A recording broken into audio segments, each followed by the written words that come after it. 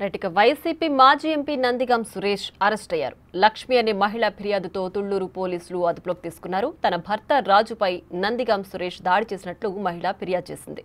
ఇరు వర్గాల దాడిలో గాయాలైన రాజును చికిత్స కోసం మంగళగిరి ఎయిమ్స్ కు తరలించారు.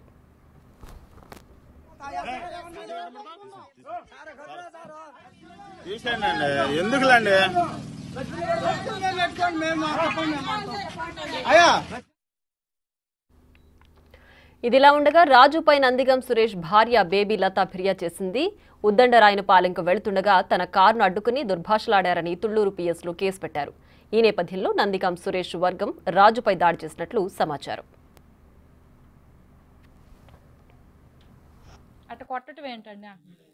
లేదా మర్డర్ అటెంప్ట్ జరిగినట్టే కదండి. ఫస్ట్ కారుతో కుదటం ఏంటి, తర్వాత వీళ్ళు వచ్చి బైక్ మీద ఎక్కించుకొని తీసుకెళ్ళడం ఏంది మనిషిని? అది మాకు కావాలి. అదే మరి మాకు అనుమానం. ఫస్ట్ కారు కుదటం ఏంటి, సడన్గా వీళ్ళు వచ్చి పడతాం అదండి.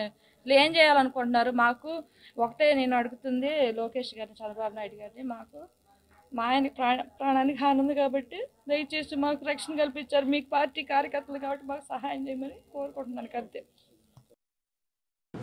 బుడ్డేశ్వరంలో అదే గ్రామానికి చెందిన ఇసుకుపల్లి కృష్ణ ఎలియాస్ రాజు అనే వ్యక్తి నిలబడటం జరిగింది. అదే గ్రామానికి చెందిన మాజీ పార్లమెంట్ సభ్యులు నందిగం సురేష్ గారు వారికి ప్రీవియస్గా ఏదో గిరిజేస్ ఉన్నది. ఆ గిరిజేస్ దృష్టిలో పెట్టుకొని నందిగం సురేష్ గారు అదేవిధంగా వాళ్ళ అన్నయ్య కారులోకి వచ్చి అతని దగ్గరికి ఫాస్ట్గా వచ్చి తగిలించడం జరిగింది. వాళ్ళు కింద పడ్డాడు. ఏంటి చూసుకొని రబండి కారు అని చెప్పి అతను వాళ్ళని గట్టిగా మాట్లాడితే అదే టైంలో ఎంపీ గారు కారు ఫాలో అవుతున్న ఒక 7-8 మంది వ్యక్తులు కూడా ఉన్నారు.